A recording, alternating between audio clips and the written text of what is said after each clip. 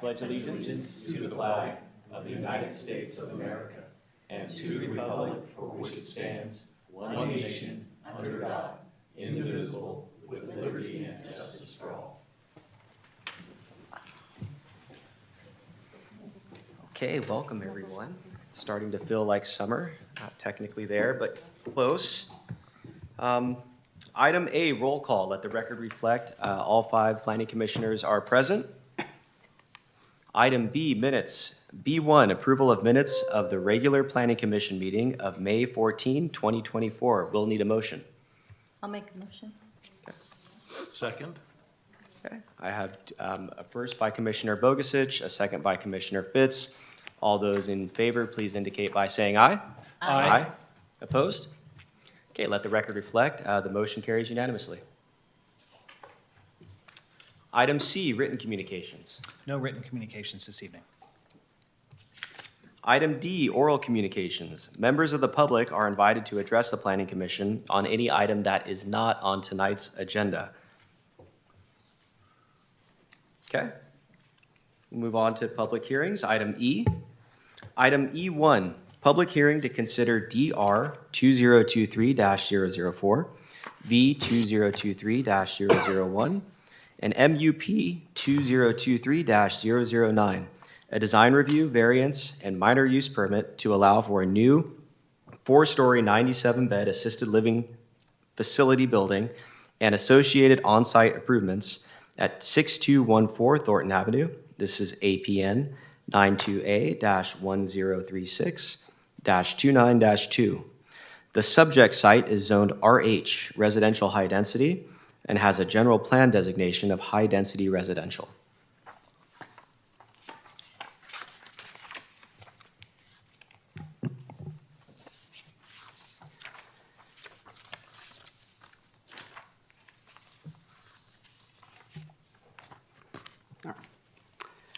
Thank you, and good evening, Chairperson and Commissioners. My name is Joseph Blapp. I'm the Associate Planner who reviewed the project.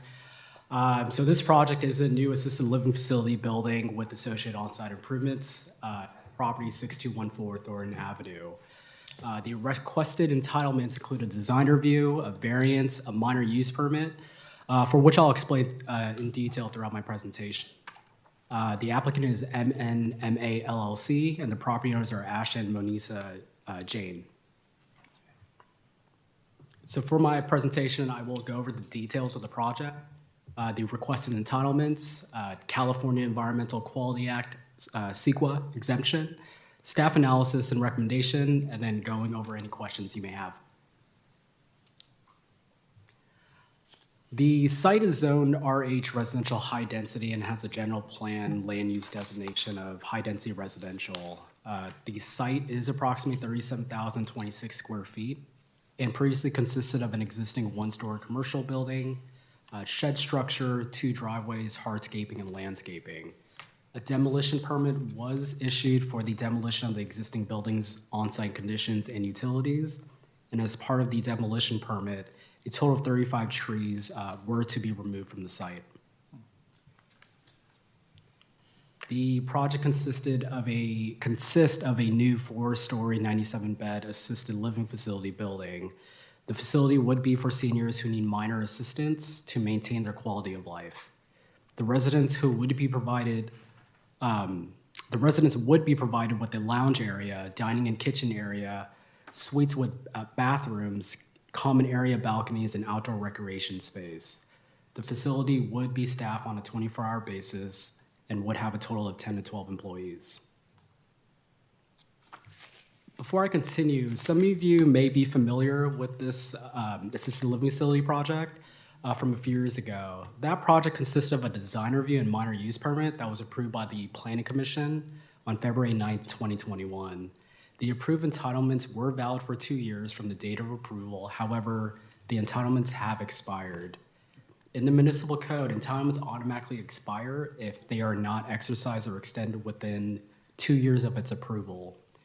Construction plans were submitted to the building division, but the applicant at that time was not able to complete the process to acquire the building permits, which is necessary to keep their approved entitlements valid. Because of that, the approving times expired on February 9th, 2023. A new application has been submitted to basically reactivate the project, for which I will be discussing. Just note that there has been changes made from what was approved back in 2021, and there are additional entitlements being requested for approval. So for this project, the requested times include a design review for the construction of a new assisted living facility, building, and associated on-site improvements. Variance to allow a portion of the new assisted living facility building within the minimum required 15-foot front setback area, and a minor use permit to allow for an assisted living facility use, the height of the new assisted living facility building to be over 35 feet, a 20% parking reduction to the minimum required number of on-site parking spaces, and an additional height increase to the existing CMU, which stands for concrete masonry unit, wall to be 8 feet. The new assisted living facility building would be a total of 54,003 square feet and would be located along the south side of the property. Here's the view of the north elevation, which is the main entrance to the building that faces the parking lot. The new building would consist of a modern style design that would provide a variety of massing, wall bricks, architectural features, colors, and materials.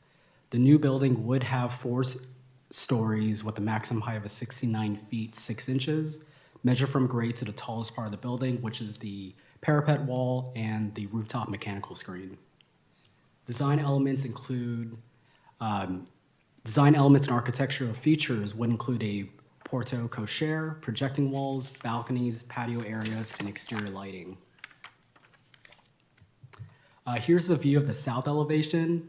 Also, here is the color materials board that I'm actually going to pass. And the color materials board displays the materials that's being used for the project. The materials include aluminum composite metal panels, aluminum storefront mullion, thin brick, stucco, hybrid aluminum wood plastic composite cladding, and perforated metal panels. Here's the view of the west elevation that would face Thornton Avenue. Now, before I show the east elevation, I wanted to point out that the project site is next to Newark Civic Center and is immediately adjacent to the police department building along the east side and a portion of the south side. To ensure that privacy is protected and preserved for the police department, frosted windows would be used along the east elevation of the building. Additionally, a 6-foot-tall privacy screen wall would be installed on the side of the balconies at the north elevation and south elevation of the building. As part of the conditions of approval, condition ZZZ has been added that requires the frosted windows to be kept for the life of the project. Also, condition AAAA requires the privacy screen walls to be maintained and kept as well. As for the on-site improvements, new landscape areas, hardscape areas, walkways, parking areas, bioretention areas, fencing, and concrete retaining walls would be proposed. Landscaping would include new trees and a variety of ground cover plants. A row of bamboo screening trees would be installed along the east and a portion of the south side of the property to provide full screening to further assist with protecting and preserving the privacy for the police department. As part of the conditions, Condition XXX requires the bamboo screening trees to maintain in healthy growing condition to provide full screening, and condition YYY requires the bamboo screening trees to not be removed. New 3-foot-tall and 6-foot-tall wood fencing would be installed around the patio areas and along the side of the property. New concrete retaining walls would be used around the new bioretention areas, and the existing CMU wall along the east of the property, which is located on the police department site, and south of the property would be increased to a height of 8 feet.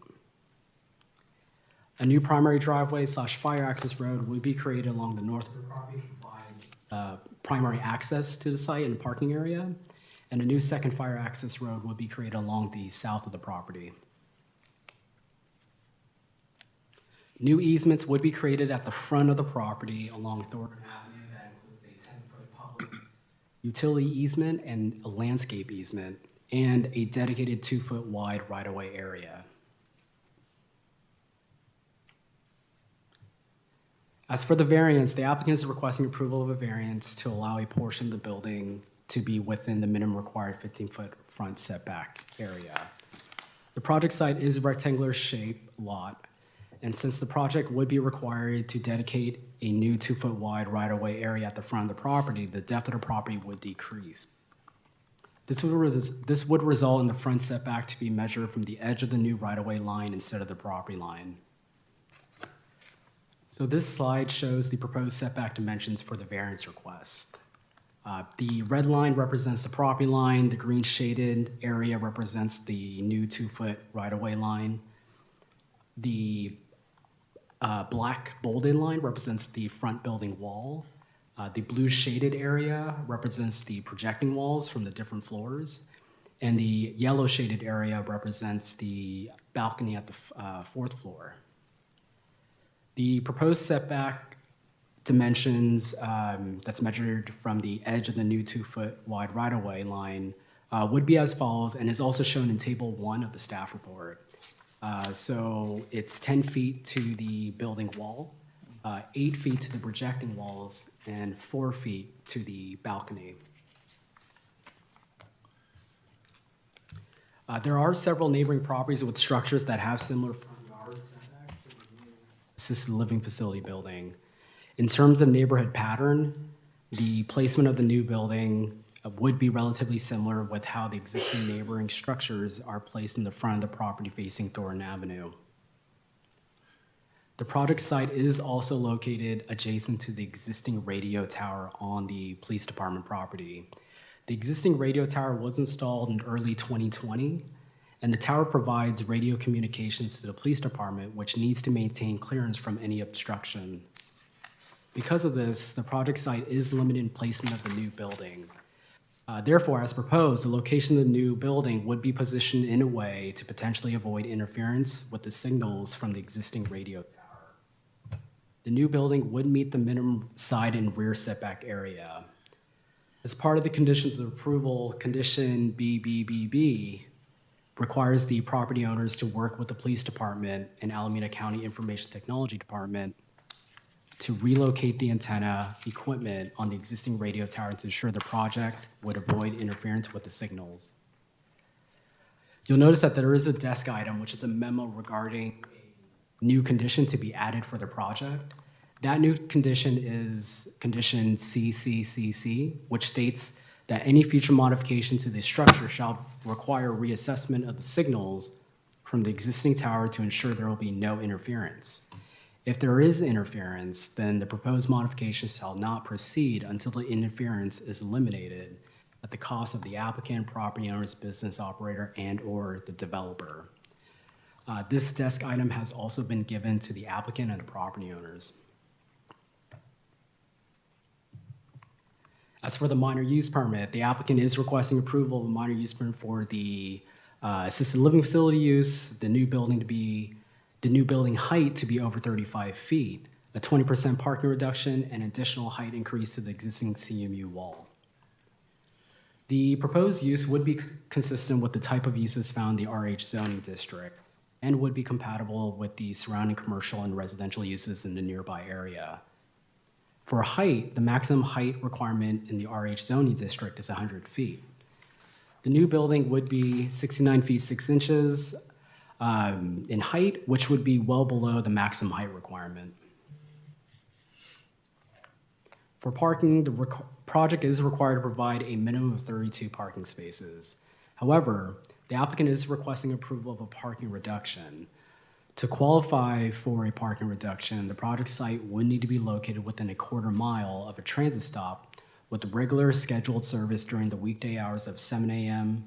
to 9 a.m. and 5 p.m. and 7 p.m. If it is, then the minimum number of required parking spaces may be reduced by 20%, for which in this case, a minimum of 26 spaces would be required. So the project is approximately 300 feet from the nearest transit stop. Additionally, there are 5 transit stops within a quarter mile. The project would provide a total of 28 parking spaces, for which would be more than the minimum required with the parking reduction. A trip generation study by Hexagon Transportation Consultants, Inc. was prepared for the project and indicated that the project would result in minimal impact due to the small number of new trips that would be generated and that there would be no noticeable change to the traffic operations in the area. As for the additional height increase, the existing CMU wall, as shown in the orange line, would meet the 8-foot height requirement and would continue to use the same material.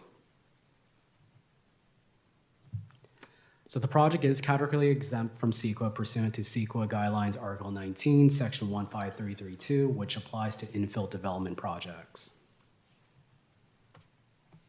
Overall, the project would substantially comply with the applicable provisions of the zoning code, would be complementary to the site, and would enhance the appearance and features of the surrounding and natural and built environment, and would create an attractive building within the site.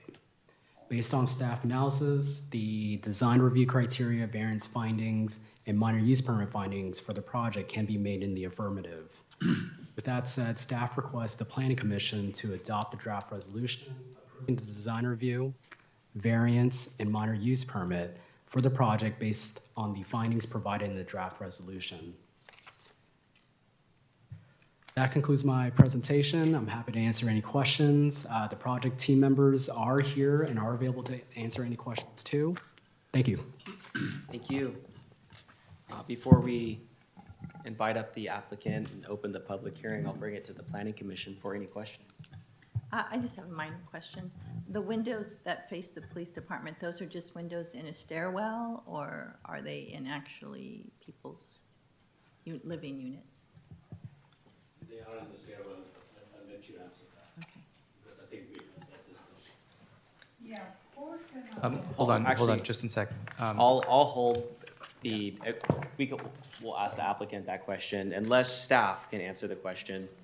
Yeah, I could answer the question. I'm just gonna pull up the plans. I don't think it's in the stairwell. I think those are rooms. Oh, they were doing.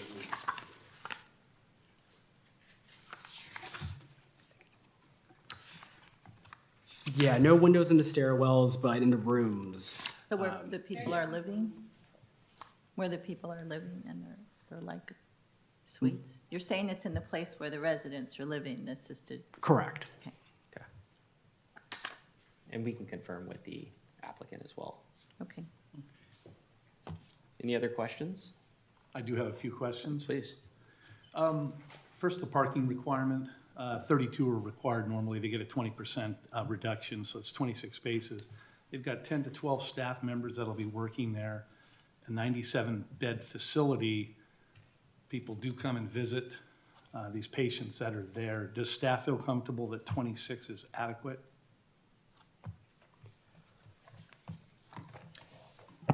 So with the parking reduction, they are providing a little bit more than the minimum, 26. For the number of employees, definitely I think that would be a great question for the applicant to understand if that's the employees are working all at the same time or if they have shift schedules. But according to the zoning code, they do comply with parking standards, and there was that chip generation study provided that recognize minimal impacts. Yeah, it's always an issue with parking. I'm not convinced that that's enough parking, but if that's what the code allows, that's what the code allows. The other one is the changes that were proposed for the backside windows, as Commissioner Bogasich was asking about. There's going to be 6-foot tall screening on the backside. Is there any concern that was expressed by the police department about the ability for anybody on the roof to be looking down on the police parking area or the police building? Yeah, so when this was brought up during the review, the concern was to prevent views of folks who are living in the care facility to look onto police department's property. So understanding, the balconies, help out, provide that, the quality of life for the residents. The solution was to include that 6-foot tall screening walls on the side, so that way it just helps prevent views onto PD property.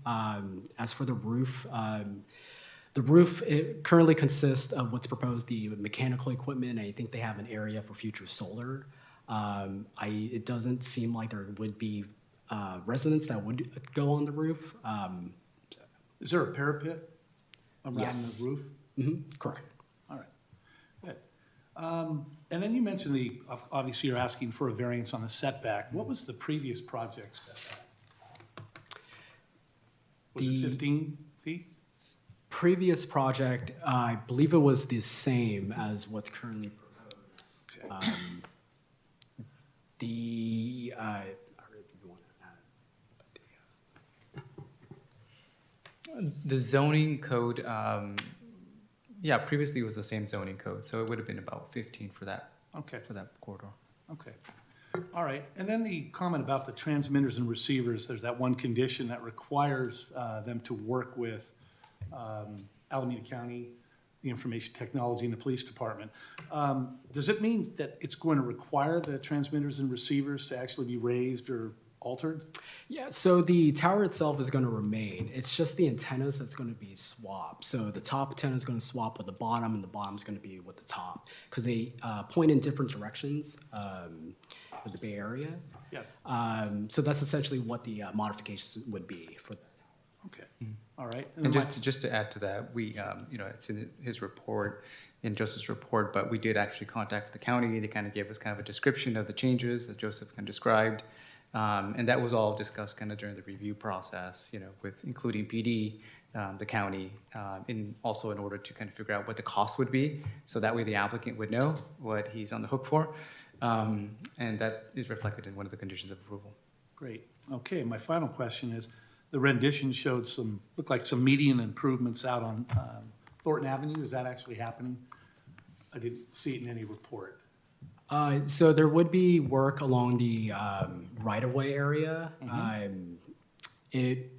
What I understand, there would the whole dedication of the 2-foot right-of-way is part of the whole street improvements per the general plan. So there would be street improvements because the project triggers it. So I know there's going to be work done to the sidewalk. I believe the median as well. Okay, Yeah. all right. Those are all the questions I have. Thank you, Commissioner Becker. Any other questions? Okay, seeing not, we will open our public hearing, and by tradition, we would like to call the applicant up to please state their name and address clearly for the recorder, and if you have read and agreed to the conditions of approval. Please, that microphone should click right up there. Hi, good evening. Respected Chair and members. I am Ashit Jain. I am a physician by profession, a cardiologist working out of close to Washington Hospital. Been here for 30 years as a physician. Have done a lot of projects in the area and owned this property about 10, 12 years ago. And I had a plan to build sort of a strip with medical care. And that is the reason I bought the post office, that is 6250, and built it into a medical clinic along with Washington Hospital. So we went in partnership together and built that. Then the plan was to acquire the four properties all along the Taunton and build it into a medical center. But things went wrong, COVID came, everything went haywire. This project got delayed in the process. That's why we lost the site on the MUP, didn't apply for renewal, and so things went wrong. But anyway, so we are on track now, and the assisted living is a project for the elderly, as you know, and it's well in need. 60% of our population is going to need assisted livings down the road. And I did some Google search. When I looked at assisted livings in Newark, I got assisted livings all over the area, up to Livermore, but none in Newark, which is, I think, something that I feel bad about, believe it or not. because I think every city, for that matter, every corner should have a assisted living kind of doesn't have to be big, a small facility where elderlies in the community can be taken care of. That is my feeling. So anyway, I wanted to do this project for all the reasons and the right reasons too. So it is coming through, and I hope it goes well. We worked with the planning department, and whatever they said needs to be done for the right reasons, we have no issues to do them. And worked with the police, worked with the antenna issue, which is all valid, which is all needs to be done. And Joseph just gave me this last condition, the desk thing. I have no issues with that because that is something important. If I am a physician, I take care of patients, and these emergency needs are important to me. So all I'll say is that whatever is being done for the right reasons for the people, we will make sure that it happens. Other than that, I think I was talking to Art here that if we can get 4 or 5 acres right on the bay, we should build a great senior center for Newark. Seriously, I Yeah. think that is needed. And Newark has great locations that I think if somebody, or a developer can come and do it. I'm a physician by trade, so I'm not a developer and something, but I think things need to happen. But anyway, thank you. Thank you. Yeah. Thank you. We will have a couple of questions. One of my questions, when reading through the staff report, understand assisted living, I saw memory care as part of it, and also that a staff of 10 to 12 at any point in time. What is the typical shift of a staff member when they're going to the job? Assisted living doesn't have much of staffing because most of the residents are mobile, functional. They may need help with their daily activities, but they are functional. Now, they are not demented or haywire, and that is where the memory care comes in or a locked unit comes in. We will have provisions for that, but it is not planned to be a locked unit. Okay. So I'm hoping that most of the residents will be functional, and hence you don't need much staffing. All you need is not even a RN, a LVN on a floor. Okay. So the cooks and the cleaning people, they'll come and go. So total of 5-6 staff at one time is what is needed for the place, but there will be another half a dozen that'll come and go. The cooks, the cleaning people, the people that do the laundry, people that manage the salon, and things like that. But staffing is, and if you go to any of these facilities, you'll see that the parking lots are pretty much empty. Sure. Families come and go, but it's mainly weekends. On the weekdays, very few people come and visit. Okay. Any other questions, please? Yes, looks like a great project. Hey, as far as the residents, the assisted living, how are the patients selected, and is there any way that there's a Newark preference for Newark residents to go in there? And is there any affordability component to this at all for expenses? And how do the residents pay for the facility? Okay. Now, you may call me stupid or a bad businessman. Okay. Believe it or not, I have not worked out the numbers. Okay. Okay. But it is paid for. Insurance does not pay. It is out of pocket thing. And it is generally in the range of $4,000 to $6,000 a month. Okay. So when I worked out the numbers, I know that I will not go in red, but what will be the profits, I have no idea. And patient selection, people selection, again, I have no idea, seriously.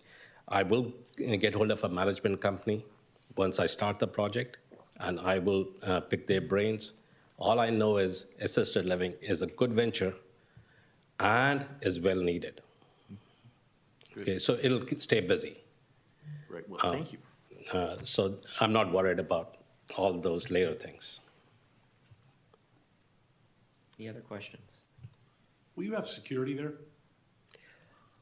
I think I will have security, let me put it this way. It's very simple. Not that I need it, but I will have one. Because there are a lot of homeless people in the area. Yeah. You don't want people walking in off the street. Exactly. Into your lobby. Mhm. Yeah, okay. And then last thing, do you agree to the conditions of approval? Yes, Perfect. Thank you. thank you. Thank you. Thank you. Okay, anyone else in the public that would like to speak on item E1? Okay, seeing not, we'll close the public hearing, bring it back to the Planning Commission for any further comments or questions. I do have one comment. I share Commissioner Becker's sentiment in terms of parking can always be a little tricky, right? Especially when we're planning for 97 beds. I did hear the applicant and also understand and acknowledge that this type of use doesn't necessarily generate the same amount of trips or parking of that of a traditional commercial or residential development. And I did also see condition of approval item M that speaks to this exact item, to where if there is an issue, complaints about parking, staff included in here, which really speaks to the attentiveness of it, that they have the ability to revoke the design review variance or minor use permit if parking is an issue. So appreciate that from staff, and I appreciate the cooperation from the applicant to agree to those types of conditions. I think that's fantastic. It goes both ways, to where if it is an issue, we have the ability to talk about it. If there are no further comments or questions, we will need a motion. Do we want to handle each one of them separately, or just do it with one motion? I think staff, and tell us if we're wrong, I think this can be done with one vote, correct? I believe so, correct. Yeah, we need a motion for all. Let's go here. Yeah, just like, I could make the motion down here. I make a motion that we adopt the draft resolution approving design review DR 2023-004 variance V 2023-001 and a minor use permit MUP 2023-009 for the project based on the findings based in the attached draft resolution. I'll second that motion. Okay. All those in favor, please indicate by saying aye. Aye. Opposed? Let the record reflect the motion carries unanimously. Congratulations and best of luck with your building permits and construction. Thank you. Appreciate it. Yeah, that's right, it was deja vu. We heard we had this before. Yeah.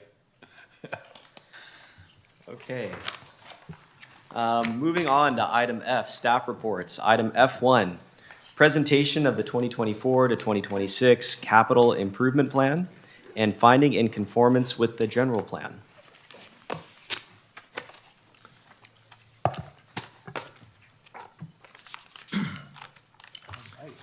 Thank you. Good evening, Chairperson Aguiar, Vice Chairperson Bogusich, and Commission members Becker, Catancio, and Fitz. It's a pleasure to be with you this evening. I'm Soren Peugeot, Public Works Director. We do get together every couple of years to go over the capital improvement plan and its conformance with the general plan. At the January 25th City Council meeting, staff provided an overview of the 2024 to 2026 capital improvement plan.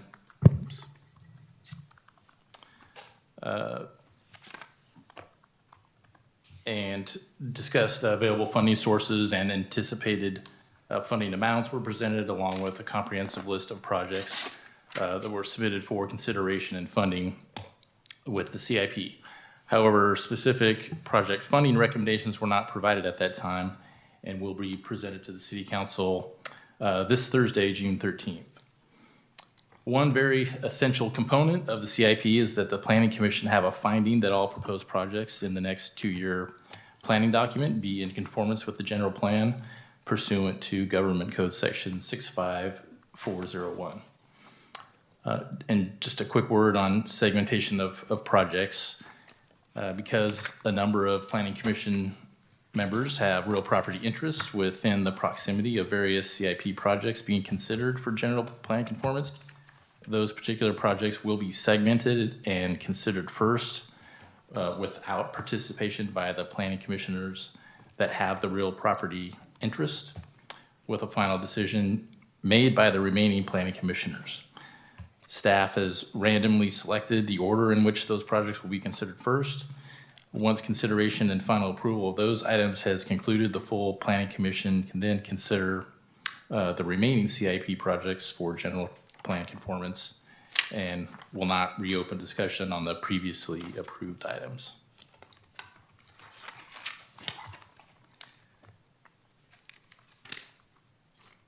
So tonight's presentation of the 2024 to 2026 CIP will review the process and schedule for adoption of the CIP, review final CIP funding sources, present the CIP segment and project list labeled A through D that will allow individual commissioners with real property interests in proximity to those projects to recuse themselves prior to review of the segmented projects by the remaining commission members.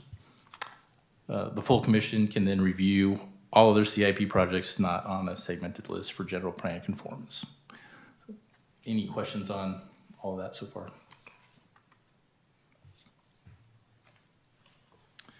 So the purpose of the CIP for each biennial budget is to identify and prioritize capital improvement projects for potential funding. Types of projects in the CIP can include street, park, and building construction, maintenance of existing facilities, feasibility studies and master plans, and new equipment purchases. In general, projects or purchases that involve expenditures of $10,000 or more are included in the CIP. Exceptions to that include equipment that is replaced through the city's Equipment Replacement Fund. The schedule for the CIP process began with a call for projects, which was distributed to all city departments back in November of last year. Tonight is step 5 with the Planning Commission's review of the CIP for conformance with the general plan. This Thursday, June 13th, the City Council will review the draft CIP document and the projects recommended for inclusion in the 2024 to 2026 CIP. And lastly, staff plans to recommend formal City Council adoption of the CIP with the biennial budget on June 27th. Next, we just want to briefly review the methodology used to select projects for inclusion in the CIP. CIP project selection first involves an evaluation of each project against the critical issues contained in the city's strategic plan. These critical issues include public safety services, education, quality of life, community development, and city government operations. Each project included in the CIP should align with or address one or more of those critical issues. The critical issue that each project for each project is included in the CIP best aligns with its identified and is located in the project descriptions contained in the draft CIP document. Next, projects are assigned one of 3 priority levels. Priority level 1 projects are considered mandatory in order to either meet federal, state, local, or regulatory obligations, satisfy a critical risk management issue to ensure public safety, or serve to preserve or protect an existing city asset. Priority level 2 projects are considered necessary but not mandatory, as they do not address a critical legal safety or asset preservation need and may be funded by a simple City Council consensus priority. Examples of priority level 2 projects include local matches needed to secure outside funding, projects which result in a service level increase, feasibility studies or master plans, and projects that represent the final phase of a multi-phase project. And then we have priority level 3 projects, which is basically all other projects that are desirable but do not satisfy either level 1 or level 2 criteria. After projects are assigned a priority level, they are then evaluated against available funding sources and finally reviewed for the level of staffing or maintenance that would be required. And we can pause there to see if there are any questions on the methodology.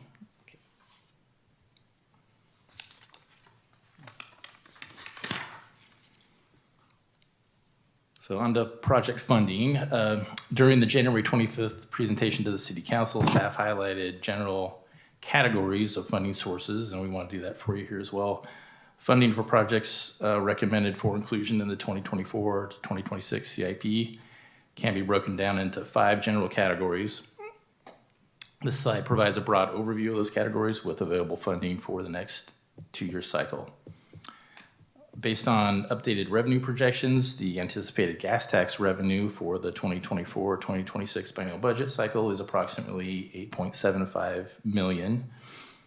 And after the reconciliation of completed projects, staff has identified approximately $4.65 million of additional available gas tax funds, bringing the available gas tax fund balance to approximately $13.4 million for available funding in the next 2-year period.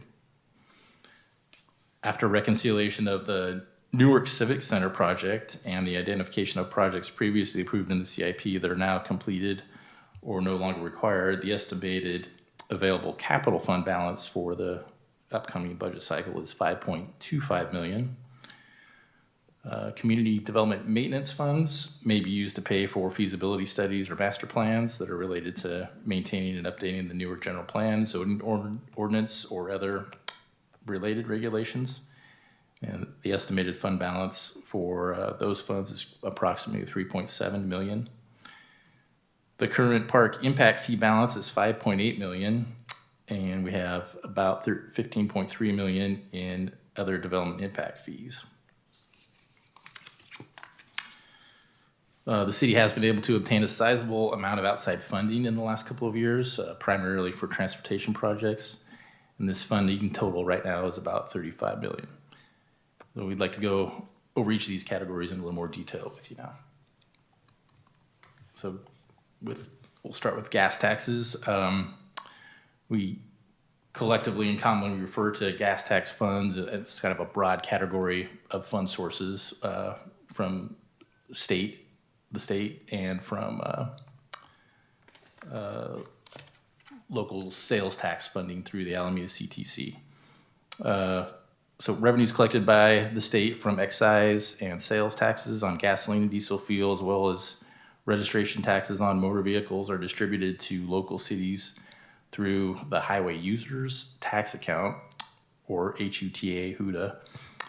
In 2017, the state legislature passed Senate Bill 1, otherwise known as SB 1, which increased gasoline excise taxes, diesel fuel sales taxes, and vehicle registration fees, with the additional revenue allocated to local cities through the Road Maintenance and Rehabilitation Account, or RMRA. Collectively, recent forecasts project Newark will receive about $2.6 million per year from these two accounts.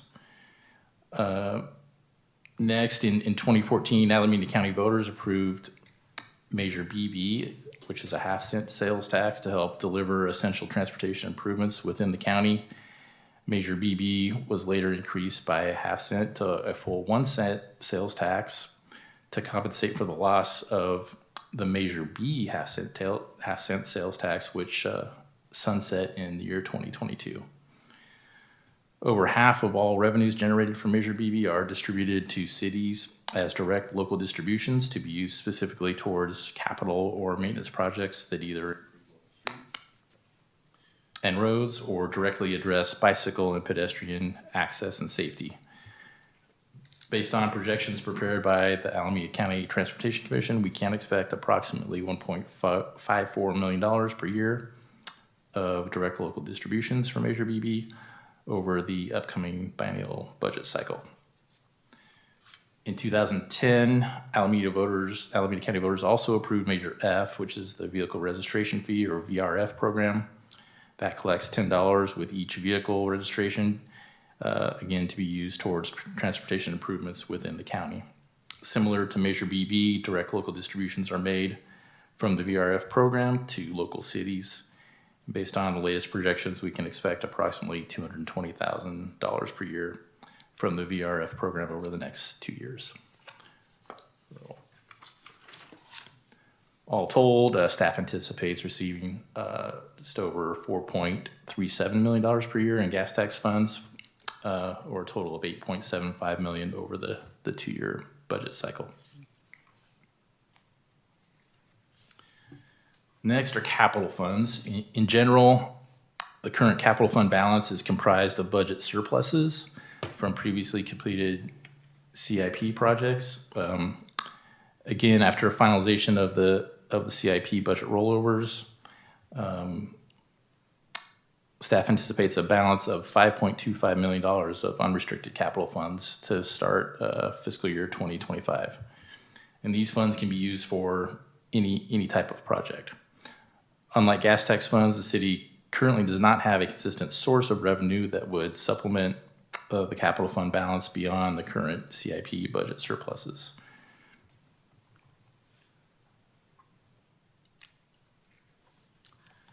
Again, the Community Development Maintenance Fund fees are collected with each new commercial and residential development project and are restricted funds that may be used to pay for feasibility studies or master plans that are related to the actual cost of maintaining and updating the newer general plan, zoning ordinance, or other related regulations. Again, staff anticipates amounts of $3.7 million of available community development maintenance funds, and there are a number of proposed studies that can make use of this funding category. For park impact fees, there is currently a balance of about $5.8 million. Park impact fees can be utilized to acquire new parkland and to complete improvement projects at existing parks. With the update to the Citywide Parks Master Plan currently underway, staff is recommending that funding for any new parks projects be deferred until the plan is complete. The master plan update should be completed later this year, and staff will follow up with additional CIP funding recommendations at that time. The development impact fee category of funding includes public safety impact fees, community service impact fees, and traffic impact fees. These funds can be utilized when a project-specific nexus has been identified for the respective impact fee category. Right now, the total combined balance of these funding categories is approximately $15.3 million. We have another critical master plan underway, the facilities master plan, and staff recommends that the City Council receive that final study and its recommendations prior to any decisions on the use of development impact fees. And just a word or two about outside funding. Staff does regularly pursue funding opportunities for discretionary funds from various federal, state, and regional resources for transportation, parks, and other types of projects. Outside grant funding for larger projects is really essential for preserving local funds in each of the previously mentioned categories. This slide provides a quick visual on the types of outside funding that the city has secured or is anticipating to secure in the next month. Collectively, this is approximately $35 million in funding. The city has so far received federal earmarks in the amount of $3 million for projects championed by Congressman Ro Khanna and Senator Alex Padilla. The city has secured federal grants through the Federal Lands Access Program in the amount of $8.9 million and another $5.14 million through Cycle 3 of the One Bay Area Grant Program. And we also have $250,000 in ARPA funding. State Assembly Member Alex Lee has been a tremendous advocate as well for the city in obtaining state earmark funding totaling $5.8 million for various other projects.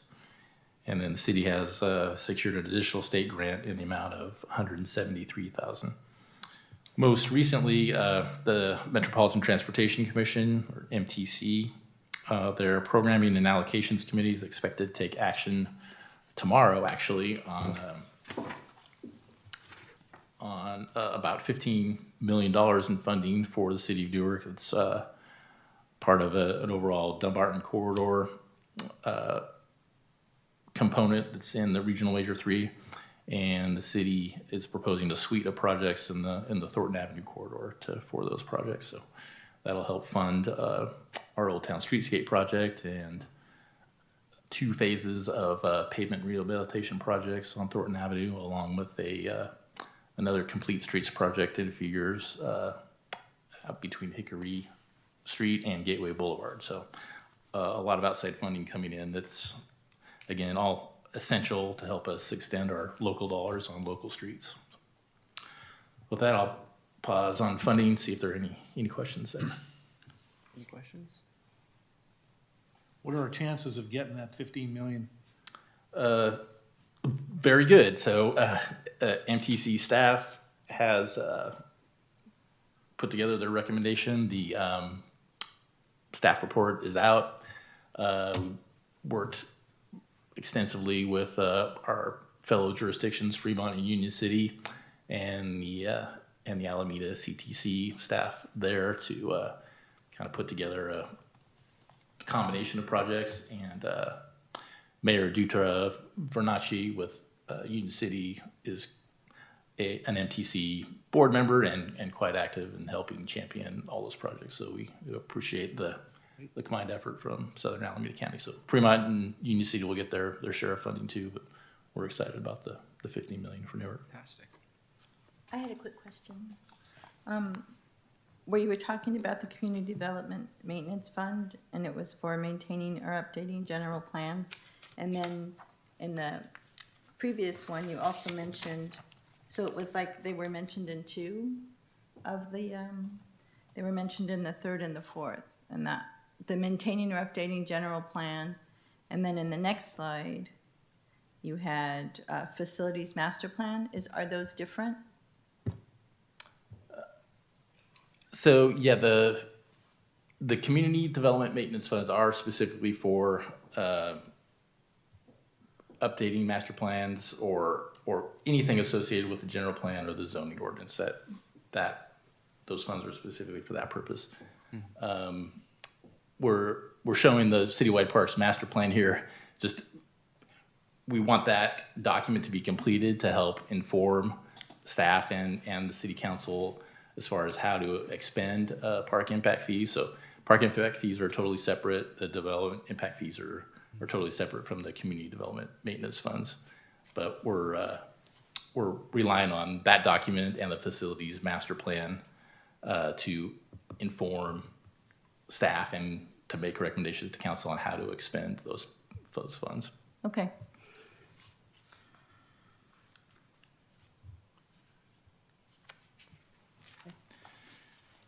Okay, now we can start with the fun. Next we'll go over all the projects recommended for inclusion with the 2024 to 2026 CIP. CI projects have generally been separated into different categories based on the nature of the projects and recommended funding source. However, we always want to point out this does not preclude other revenue sources from potentially being used to fund any of the projects that are included in this CIP. So the City Council always has the option to fund any project that they want with any available funding source. There are several projects under consideration for funding and other actions within the capital improvement plan that pose potential conflicts of interest for individual planning commissioners due to the proximity of commissioners' real property interests relative to the project limits. Similar to past practice with the City Council, those projects presenting the potential conflicts of interest will be isolated on 4 separate project lists labeled Project List A through Project List D. And each of these lists will be undertaken separately for Planning Commission consideration for general plan conformance. And individual commissioners will have the opportunity to recuse themselves from any potential actions as appropriate. The sequence of project list discussions was chosen through a random order by drawing lists from a hat with the city attorney and additional witnesses present. After each project list is considered and an action is taken regarding general plan conformance for each project list, the Planning Commission can then consider all of the remaining projects in the CIP for general plan conformance. So again, any questions on that game plan?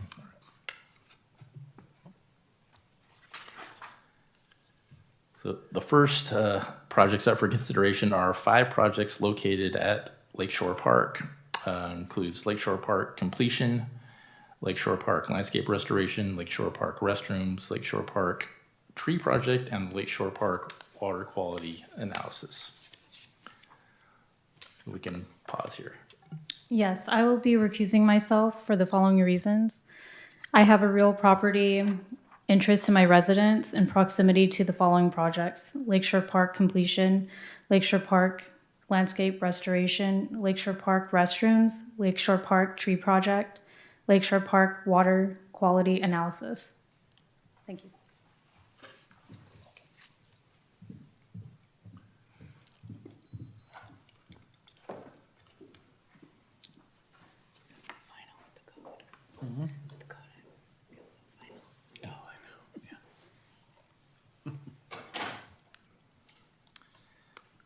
Okay, the Lakeshore Park completion project is currently unfunded and would essentially provide the scope of improvements that are identified in the current citywide parks master plan for full completion of the park. Staff is recommending that this project remain unfunded until the update to the citywide parks master plan has been completed. The Lakeshore Park landscape restoration project is currently funded and under a redesign for consistency with statewide water efficient landscape ordinance. Staff is working diligently on that project. The Lakeshore Park restroom project is currently unfunded, but this would propose a single user restroom near the parking lot off of Chelsea Drive at the park. And there are definitely differing opinions in the community regarding this project. Again, staff on this one recommends that the results of the citywide parks master plan be considered and additional community input and outreach be completed prior to funding that project.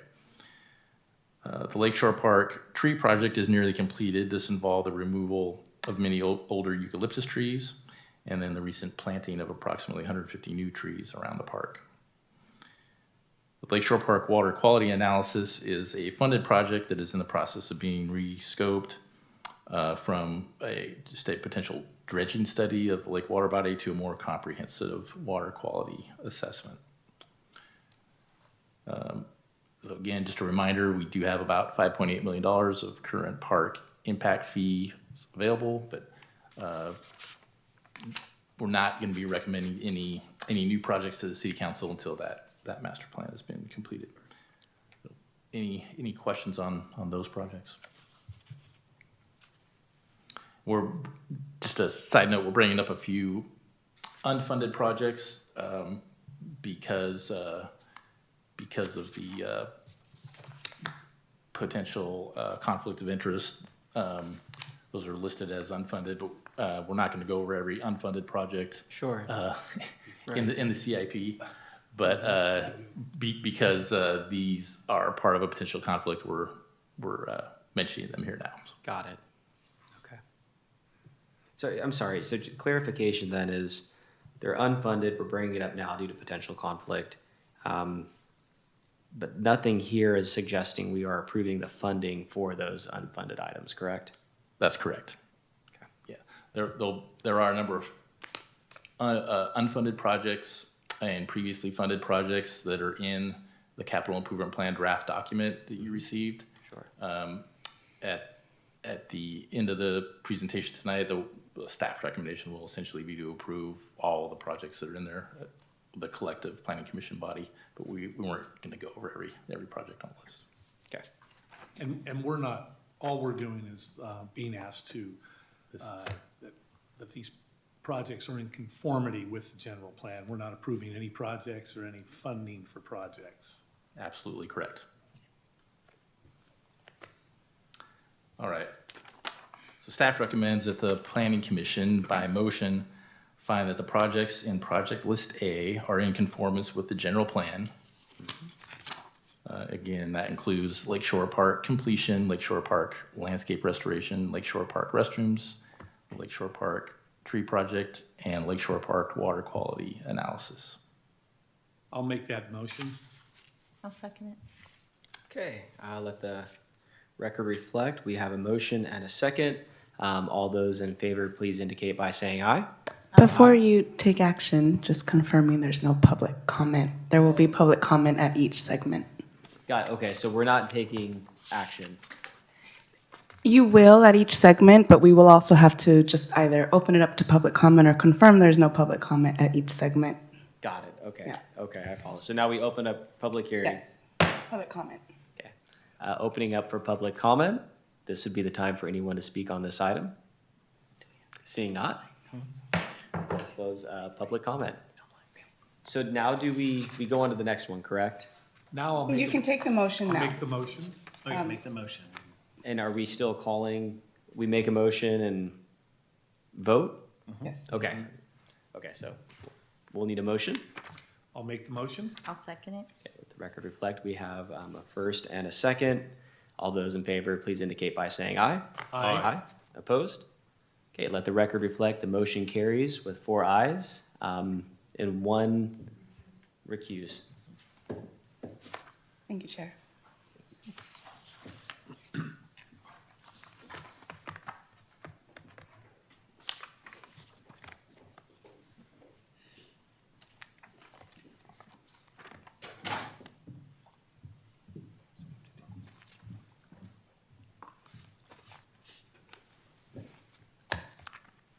All right, next is Project List B, which includes the Mirabou Park completion project and the Quiet Zones implementation project. So I'm going to recuse myself. I have real property interest. If you could please state, identify the projects. Okay. I have real property interest in the Capital Improvement Plan, Project List B, Mirabou Park completion and Quiet Zones implementation.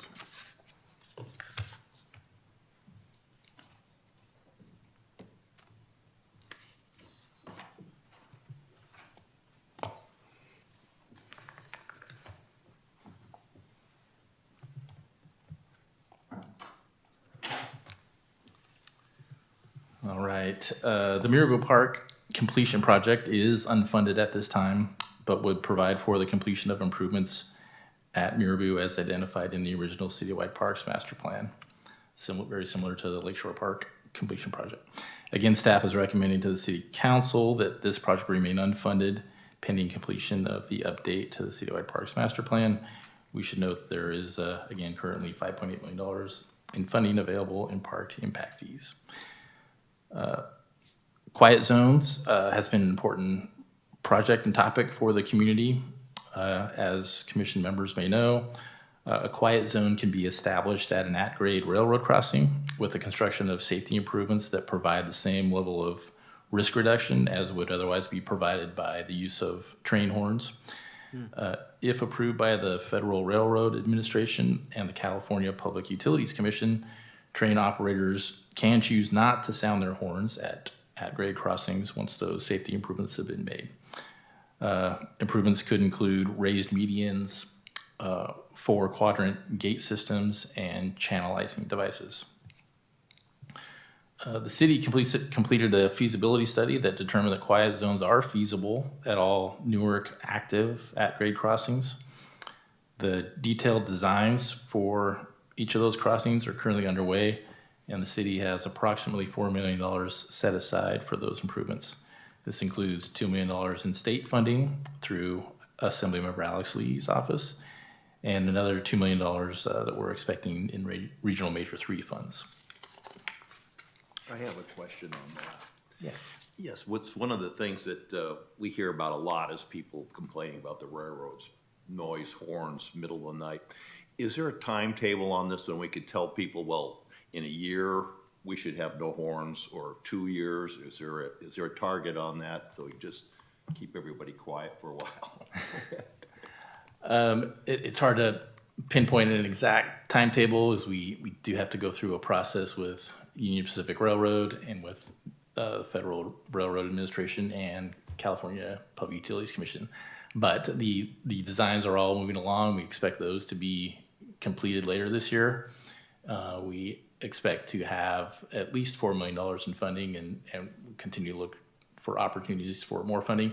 I think one option, if the city does not have funding for all of the at-grade crossings, is to potentially take a phased approach and target the locations that provide the most benefit to the city first.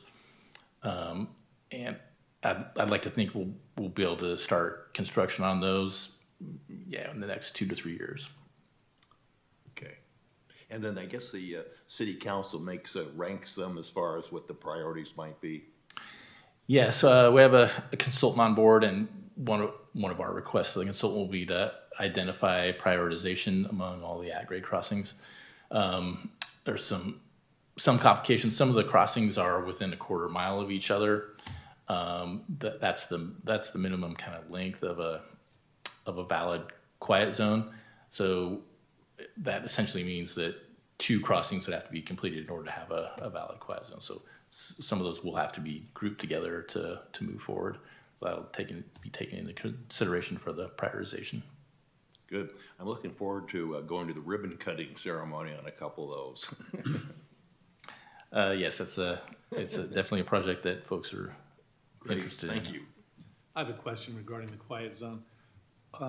What's the estimated cost for all of the quiet zones in the city? Yeah, great question. So right now, we're halfway there. It's an $8 million estimate for all of the active at-grade crossings. Part of the design is doing some value engineering. We're hoping to see that initial estimate come down. Mm-hmm. We actually have some of the improvements in place, like raised medians do exist at a couple of locations. So, but right now, that cost estimate is at $80 million. So the city council has to decide whether they want to spend $8 million on this versus. Again, we have the $2 million, kind of a state earmark that's been provided, and we are expecting $2 million from Regional Measure 3. Well, we're intending to maintain a gas tax reserve. So if the quiet zones citywide becomes the priority, additional gas tax funding could be used to complete most of the projects. And if that estimate can come down, we could get everything done in the $6.5 million range.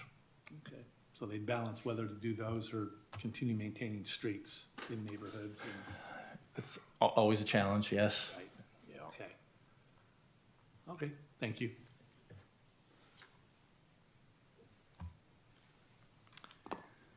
All right. So staff recommends that the Planning Commission, again by motion, find that the projects in Project List B are in conformance with the general plan.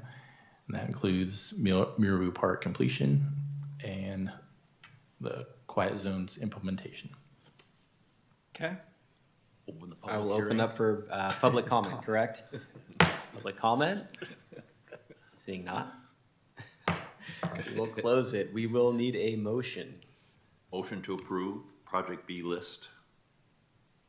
Okay. I second. Okay, let the record reflect. We have a first and a second. All those in favor, please indicate by saying aye. Aye. Opposed? Okay, let the record reflect. We have 4 ayes and 1 recusal.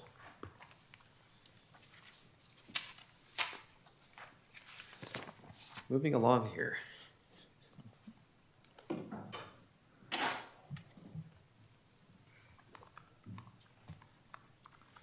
All right, next is Project List C, which includes Four Corners area plan. And Mr. Chair, I'm going to be recusing myself from this segment of the discussion because I have real property interest in my residence, which is in proximity to the proposed Four Corners area plan.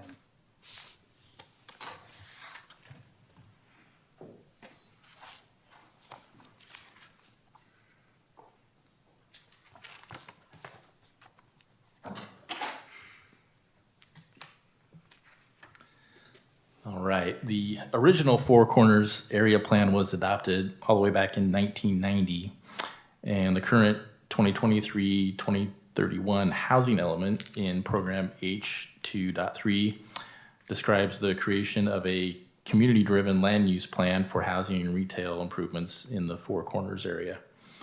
This project would provide an update to the current Four Corners area plan and would include significant community engagement with the objective of developing community-led decision-making around housing, commercial space, and public infrastructure improvements. A key element of the community-guided Four Corners area plan would be to incorporate transit-oriented communities, or TOC, development policies and requirements, as a portion of the Four Corners area is within a transit priority area. The estimated cost for this project is $350,000, and this again would be funded with community development maintenance funds, which support updating the general plan, zoning ordinance, and related documents. Any questions on the Four Corners area plan? Any questions? When I saw this, I immediately thought of our housing element. And is this one of the action items HCD placed on us when we adopted our housing element as part of getting certified back a few months ago?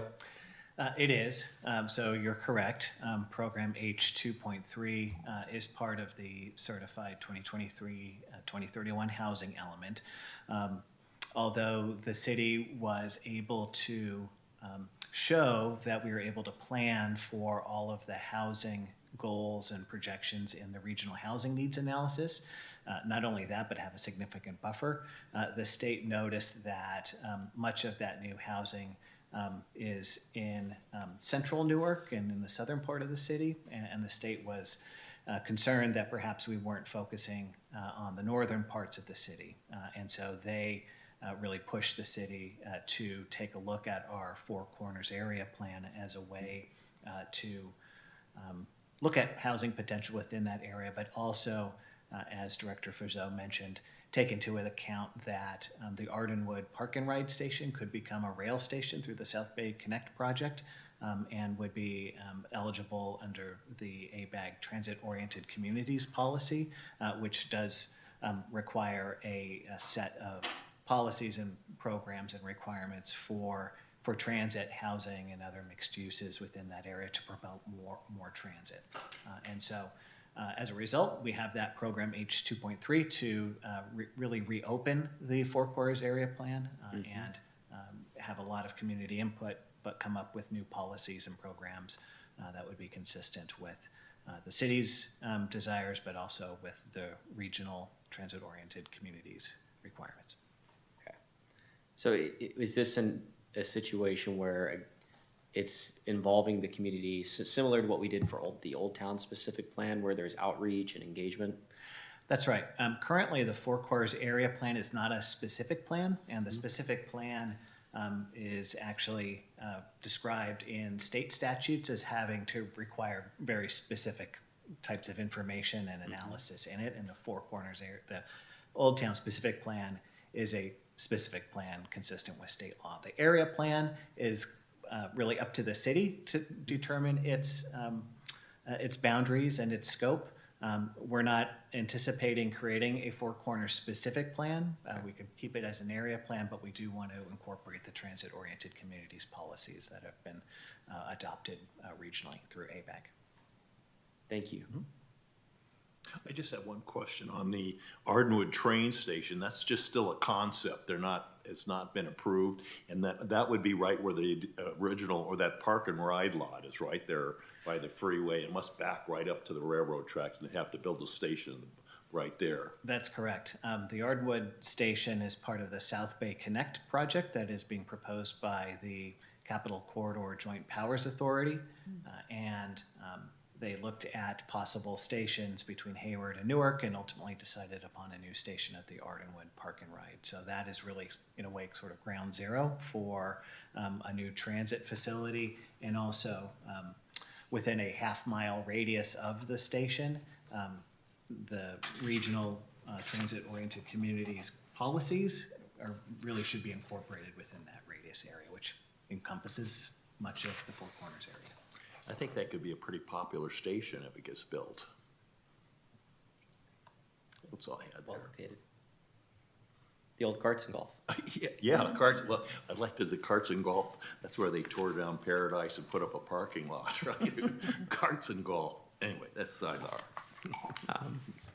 Any other questions? No? Okay. All right, staff recommends that the planning commission, by motion, find that the projects in project list C are in, or the project in project list C is in conformance with the general plan, namely the Four Corners area plan.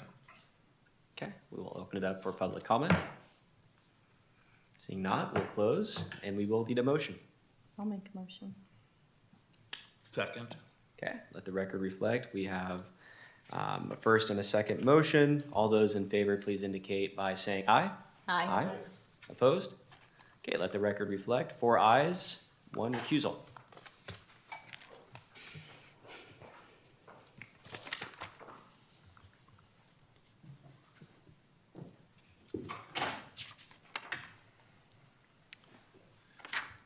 All right, last but not least is project list D, which includes the Cedar Boulevard Linear Park areas 1, 3, and 4, and the Cedar Boulevard Linear Park Area 2 projects.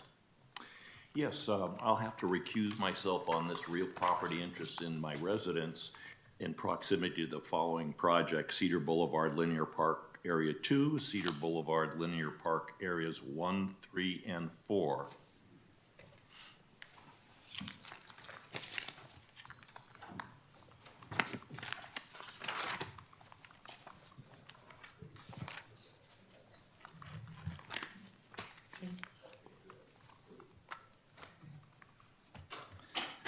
All right, the Cedar Boulevard Linear Park Areas 1, 3, and 4 project is currently included in the CIP as an unfunded priority level 3 project with an estimated cost of $3.2 million.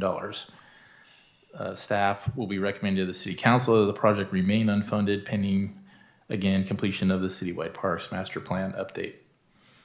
The Cedar Boulevard Linear Park Area 2 project, which is the segment between Betancourt Street and Spruce Street, is currently funded in the amount of $850,000 based on the prior Citywide Parks Master Plan.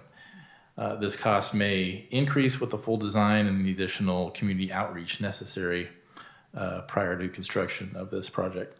Staff is recommending to the City Council that the funded project remain in the CIP and that any additional input from the Citywide Parks Master Plan be taken into consideration later this year. And again, as a reminder, there is a parking impact fee balance of $5.8 million for council to consider utilizing on additional projects down the road. Any questions on either Cedar Boulevard Linear Park project? Any questions? No? No questions? Staff recommends then that the Planning Commission by motion find that the projects in project list D are in conformance with the general plan. That includes the Cedar Boulevard Linear Park areas 1, 3, and 4, and Cedar Boulevard Linear Park area 2. Okay, we will open up for public comment. Seeing not, we will bring it back. We will need a motion. I'll make the motion. I'll second it. Okay. I'll let the record reflect. We have a first and second motion. All those in favor, please indicate by saying aye. Aye. Opposed? Okay, the record reflect, motion carries. 4 ayes, 1 recusal.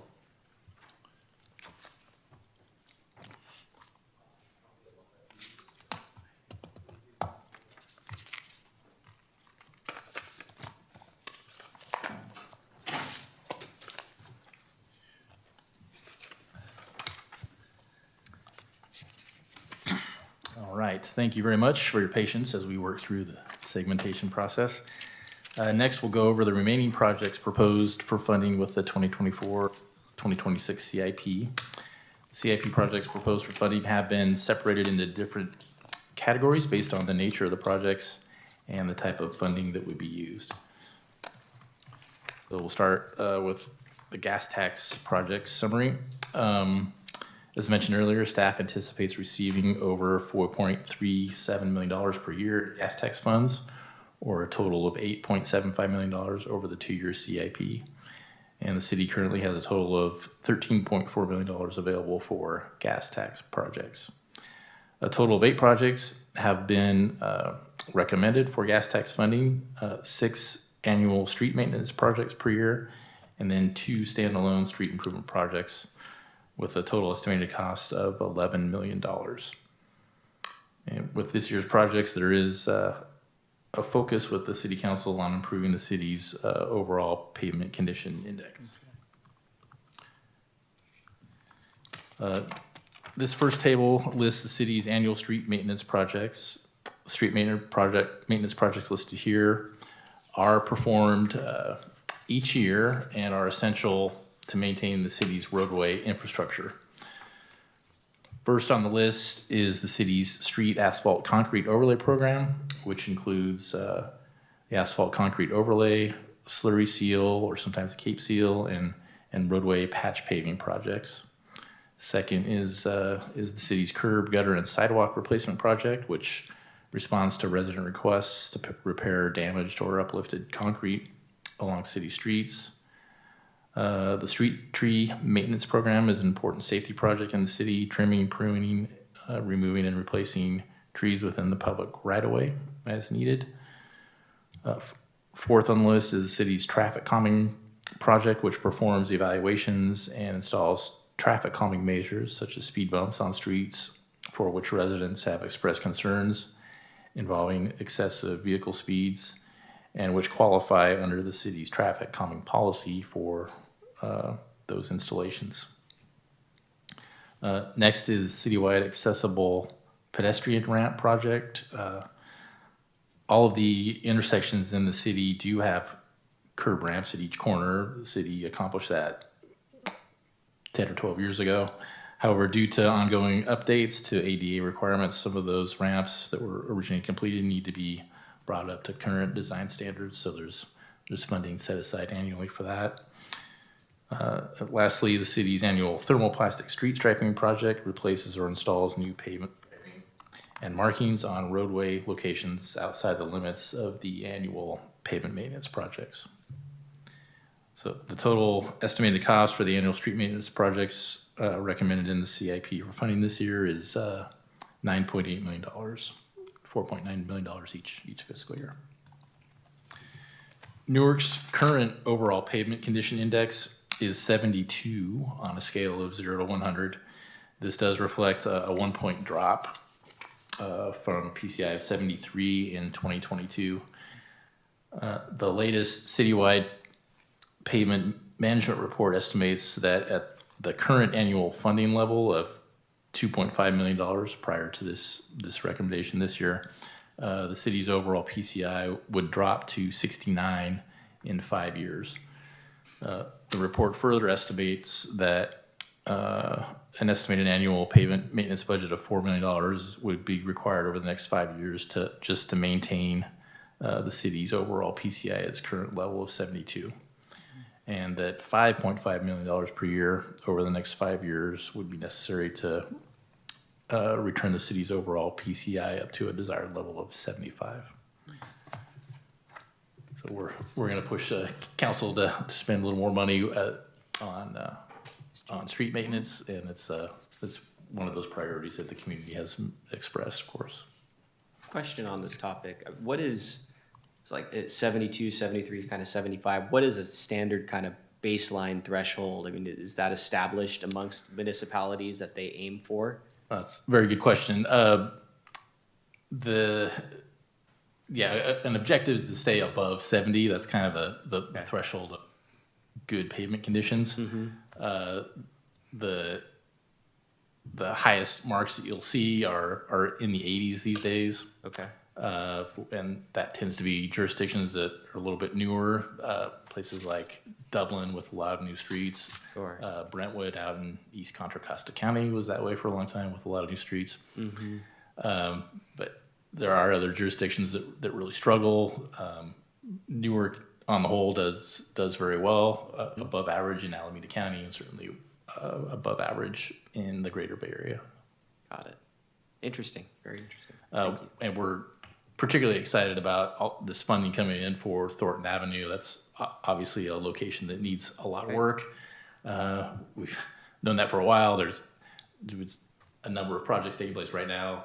Alameda County Water District has a large project to replace some mains. We obviously didn't want to start any pavement work until that's completed.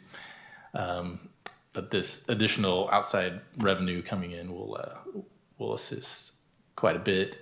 And Thornton Avenue alone, once those projects are completed, would give us about a 2-point increase right there. Wow. Okay. Yes.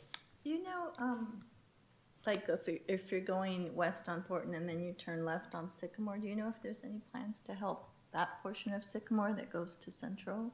Or are they waiting for the Central overpass thing? Yeah, great question. The city actually had its contractor do some patch paving work on Sycamore Street. That there were some areas in very poor condition. We decided to address that with some patch paving work this year. Sycamore Street, in terms of a need for an overall pavement overlay, is on our list, I think, to get completed in the next 3 to 4 years or so. Some critical interim pavement patch paving work was completed. The Central Avenue Railroad Overpass project will address a portion of Sycamore Street down at the far south end, almost up to Clark Avenue. Okay. Thank you. All right. In addition to the annual street maintenance project, staff is recommending $1.2 million to fund the construction of standalone street improvement projects, which were previously funded through the initial design phase only.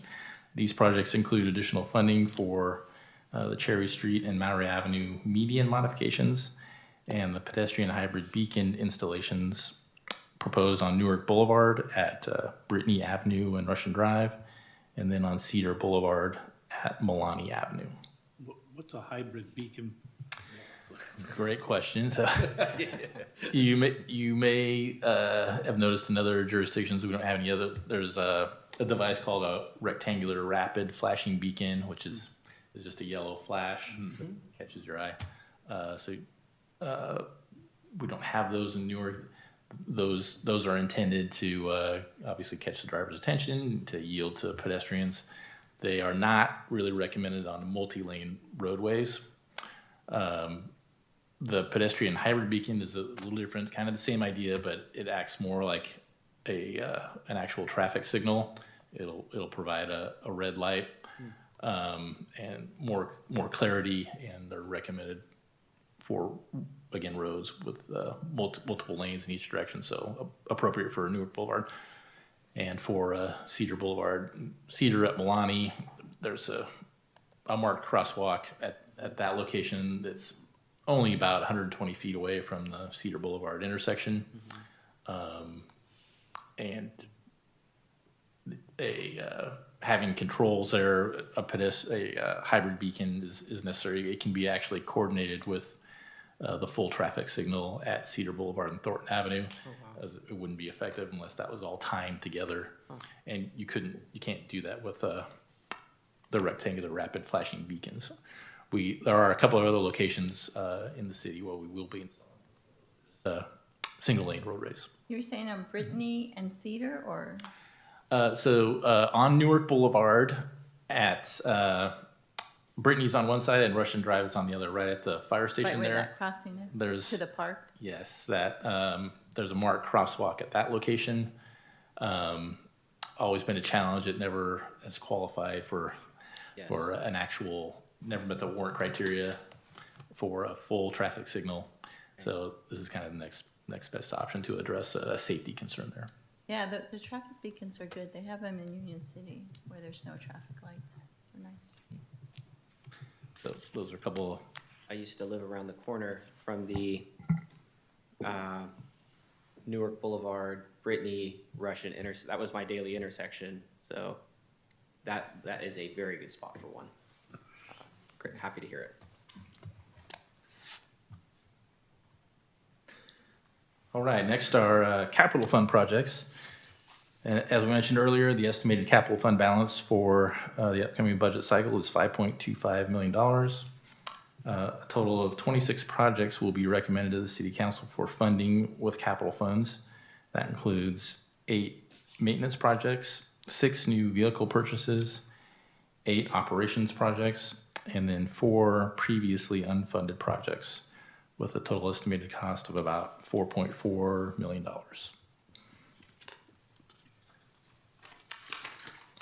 This first slide is the maintenance projects proposed. Includes first repainting of the senior center, and then several projects at the Silliman Activity and Family Aquatic Center, including replacement of door closers, refinishing of the gym and dance floors, locker room flooring replacement, partial roof and skylight replacement in the Phase 1 area, and shower tile replacement, and then replacement of the second water slide in the natatorium. And then there's also a project to repair the scoreboards and bleachers at Mel Nunes Sports Field Park and Birch Grove Park softball fields. These 8 projects total about $1.33 million in estimated costs. Any questions on those projects? Next, we have a number of projects for new vehicles in various departments. This includes a vehicle for community preservation, a vehicle for information technology, 2 new patrol vehicles for the police department, 2 unmarked vehicles for the police department, a new public works street sweeper, and 2 new vehicles for public works maintenance division's new supervisors. All told, we have about $1.125 million in vehicle purchases to be recommended to council. Questions on those? No, I think it's good. Is it a new street sweeper to add additional sweeping, or is it to replace an existing sweeper that needs to be replaced? Excellent question. It is a brand new sweeper in addition to our existing sweeper. So They're adding an additional street sweeper staff member?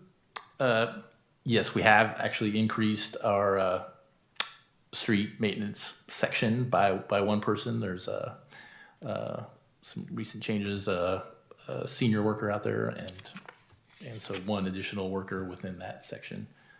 So we'll have a better backup in terms of a sweeper with this purchase, and we'll be able to do an increased level of service for street sweeping. And one of the items Public Works is tasked with in the near future is to put together some options for improving our street sweeping citywide, up to and including signage on streets and enforcement of no parking on days that we are sweeping. It's a high level of effort to be able to implement a program like that, but we're going to be looking at options to do that. Is that related to the stormwater permit? It certainly provides a benefit under the stormwater program. It's not a requirement of a stormwater program. Really being driven more by community's desire for cleaner streets.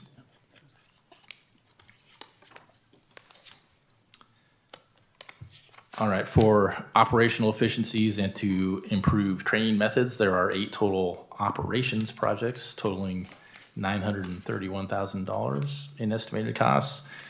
This includes new emergency breaching tools and training for the police department, a new firearms training system for the police department. Security fencing is proposed for fire station numbers 27 and 29. The maintenance division needs a new storage unit at Mel Nunes Sports Field Park to store turf field maintenance equipment. There's a project for the relocation of the senior center driveway. We'll be taking a look at that. A shelter is needed at the service center for the city's new vacuum truck. And then the police department is also requesting a new vehicle pursuit intervention devices system, along with a virtual reality police tactics training system. Again, the total cost for all those projects is $931,000. Any questions on those projects? So I noticed the different, you're going with priority, and it looks like the first one had, the gas tax was a lot of one priorities and just one. And the recommended capital funds was a lot of one priority, and these are a lot of threes. Does it mean that the ones that are in the capital fund, new vehicles, equipment, and operations, that those probably won't get covered, or is there enough to cover them, or do we not know? So, yeah, right now, staff is recommending that there is sufficient funding in the capital fund to fund all of these projects that are being recommended. Even though some of these are at priority level 3, they are desired by the police department and Yeah, I think fencing for a fire station's important, so. yeah, there have been some issues at both locations. Where staff is recommending that project be funded now. It may be that there is a delay with that project. The city is looking seriously as part of the overall the citywide facilities master plan. Some recommendations coming out of that may well be that 2 new fire stations are needed at these 2 locations. So moving forward with the fencing project, if that's the case with the facilities master plan, we may hold off on the fencing. In all likelihood, it'd be a challenge to erect that fencing and not have it compromised with construction. So. Right. Interesting. Any other questions on those projects? I'd be interested in seeing a virtual reality police tactics training session one time. That sounds interesting to me. Just a quick, where are the fire stations number 27 and 29? So yeah, it's the fire station on Russian Drive and Newark Boulevard is number 29. Number 27 is on Cherry Street at Maury Avenue. Okay, thank you.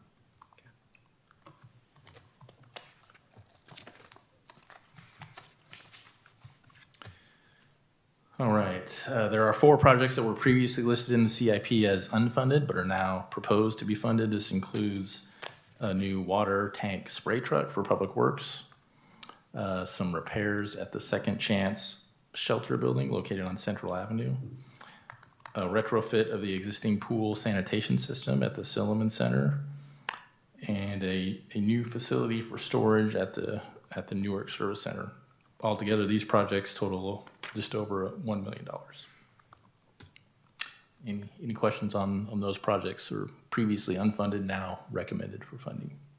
That pool sanitation system retrofit, are they gonna change the system to a salt filtration system, or? I think the focus is gonna be ultraviolet light is gonna be part of that system. There were some recent modifications, and will be in addition to that. Do you know if they do that, would the chlorine levels be less? I'm not sure if they'll be able to reduce chlorine levels with that work. I do believe it's part of it. I'd have to follow up with you though, Okay, for sure. That's fine, thank you.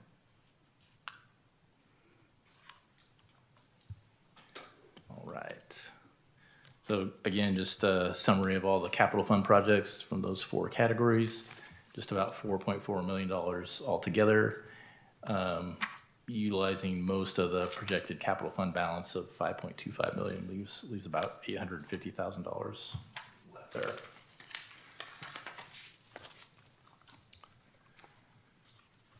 And back to the community development maintenance funds. So again, those can be used, as we said several times, for general plans, zoning ordinance, and related documents. And the city often uses these funds for related feasibility studies and master plans. This fund is flush right now with a $3.7 million balance, and there are 7 projects proposed totaling $2.2 million. The proposed projects on this year's list include an ADA transition plan update, the project that was previously discussed on project list C. We have housing programs, implementation of the adopted housing element as a project. The New Park Place specific plan enhancement and expansion. A rental housing inspection program assessment. Title 17, which is the zoning ordinance, housing-related assessment and update, and then finally, an urban forest master plan. So all told, $2.2 million of projects through the Community Development Maintenance Fund. Any questions on any of those? Questions? Is the New Park Place, we're talking about the mall project, or the specific plan for that area that encompasses the New Park Mall? Yes, that's correct. Although council just updated the New Park Place specific plan 2 years ago with the development of the Costco and the plan to put residential around the parking lots. The owner of the mall has not engaged with those entitlements, and those have since expired. So we want to make sure that the specific plan reflects development realities, that we are not kind of boxing ourselves into an outcome that's infeasible. We also see an opportunity to look across the ring road at those sites on the other side and make sure, again, that the city's assumption of having hotel, retail, and office as primary land uses is still viable. We think hotels and retail are perhaps not offices anymore, so we'll look into that. We're also interested in perhaps looking a little bit beyond the specific plan area down Ballantyne and making sure that our automobile dealerships are still feel supported, that they have everything they need from a land use perspective to be successful. And then continuing down perhaps and looking at the Food Max, for a better name, that area to see if there are development potential there. Again, it's single-story retail. There may be some opportunities there for development that could be compatible and work in concert with Ballantyne Road and also the mall. So we'll explore that. Nothing for certain, but we want to be able to spend some resources to analyze that area. And what's the urban forest? Urban Forest Master Plan? Yeah. That is a plan to basically take a look at all trees citywide, publicly and privately owned. As part of that project, we'd like to update our tree inventory. We have an existing database of city-owned trees in parks and on streets, but that is long overdue for an update. An urban forest master plan will take a look at all of the city's existing policies, ordinances, et cetera, related to management of the urban forest, of our trees, our maintenance and pruning cycles, everything top to bottom, and also evaluate opportunities for additional funding. I mean, the objective long-term is to develop a plan to help the city expand their urban forest, expand our tree canopy in public spaces, in parks, on streets, and encourage folks to do so on their own properties, further develop the privately owned tree canopy as well. Thank you.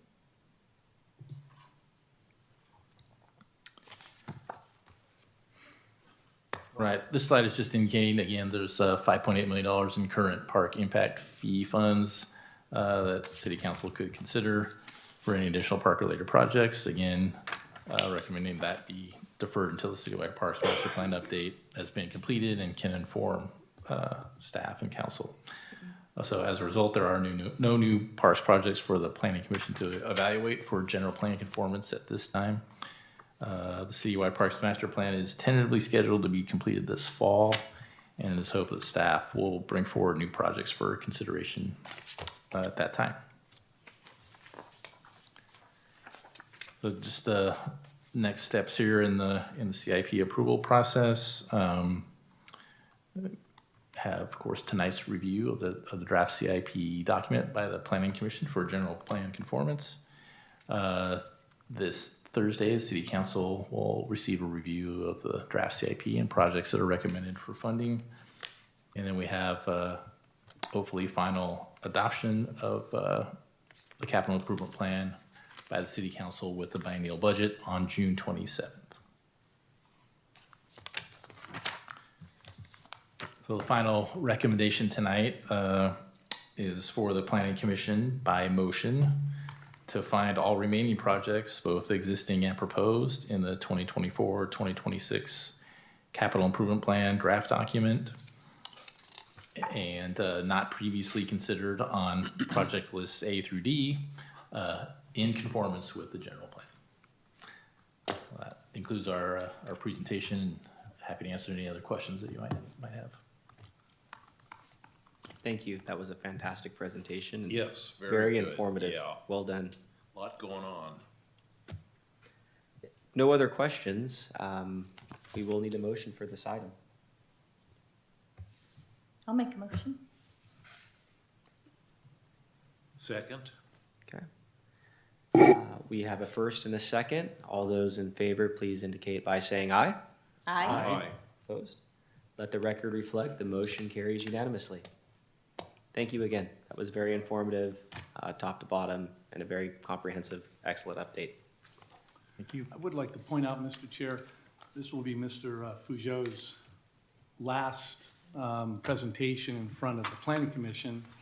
He's going to be retiring after almost 28 years with the city of Newark at the end of this month. Wow. And I've sat through a number of these as the city manager. He does an excellent job every single time. This was a fantastic presentation, good explanation, and he doesn't like to take a lot of credit, but he should get a lot of credit because he does a great job. So he's going to be missed, and I just didn't want the night to go by without acknowledging. That's exciting. Congratulations. Retiring's exciting. Thank you very much. Replacement, have you had your successor yet? That's in the works. We are hoping to hear something next week, I think. And yeah, we also, our city engineer, Jason and I, left recently for an opportunity a little bit closer to home. So Jason was with you last cycle, I believe. Right. Yes. So I'm sort of pinch hitting tonight, but some big changes in public works. Wow. So. Do you have some travel plans? I do. My wife's gonna be on a business trip in New York in a couple of weeks. So I'm gonna fly out to meet her and catch a game in Flushing, in Queens, where the Mets play, and also at Yankee Stadium. That'll be Excited nice. about that. Awesome. Yeah. Well, we appreciate your years of Congratulations. service. Congratulations. And you have really gone the extra mile. I even at the community information fairs on the Newark days, you're manning a little pop-up booth, and you're so very accessible, and we're going to be missed. You're going to be missed.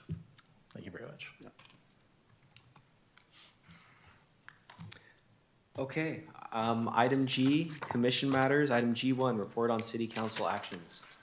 Nothing to report today. I will, though, I think this might be the appropriate time, just in terms of general announcements. I mentioned earlier when we were talking about the Four Corners area plan, the Ardenwood Station, and how that relates to the South Bay Connect project.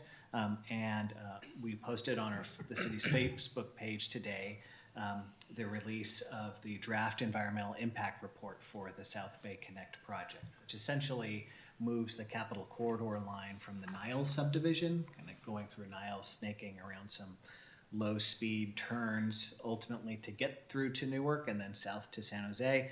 That line's going to be switched over to the Coast subdivision, which is more of a straight shot from Hayward down to Newark and San Jose. That is supposed to create some efficiencies, but also some changes regarding rail traffic in multiple communities, including Newark. And so the Joint Powers Authority prepared and released the draft environmental impact report studying that project and the impacts on communities. It's available for a 45-day public review period. We expect the city to participate by submitting a formal comment letter after we review the draft EIR and analyze the possible impacts to the community. But it's also open to the public to review and provide comments as well. There are two virtual meetings that are going to be held. One is tomorrow night, and the second one is the following week on Thursday, June 20th. So information is up on our Facebook page.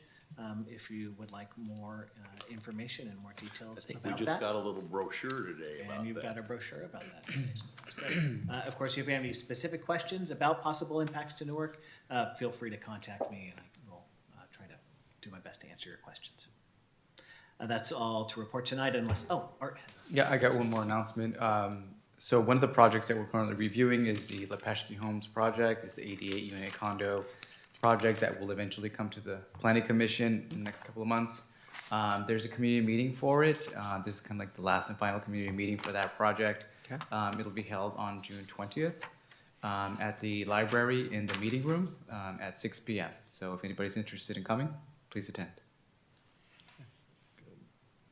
Well, and will the community meeting, is that something that will be posted on the city's Facebook page or? Yeah, we'll do that. We recently sent out flyers to all the surrounding property owners, so they're aware of it. But yeah, we can do that.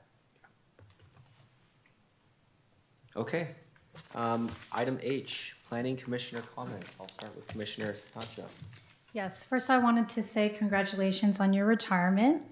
And so I think that's going to be a wonderful next journey for you. Additionally, I would like to say thank you to you and to all staff for all their hard work and diligence. Thank you. And I just want to say that this is really cool because I really like being a resident of Newark. I think Newark is kept up really well with their streets, their maintenance, their parks and stuff like that. Because sometimes when you look at other cities, you could see the glaring difference. And you're like, wow, Newark's doing a really good job. So thank you for that. Congratulations, you will be missed. I echo the sentiments of everyone up here and then to staff as well. Again, excellent job on everything tonight. Thank you. Yes, just like to announce, I guess they're having the Music at the Grove, the Shirley Sis Grove this Friday night. That's part of the summer series that Newark does on a regular basis. It's open to everybody, and that'll be this Friday night on the 14th over at Shirley Sis Grove by the mall. Fantastic. Commissioner Becker? Nothing further from me. Okay, this meeting is adjourned. That was a good piece of work there. That's your first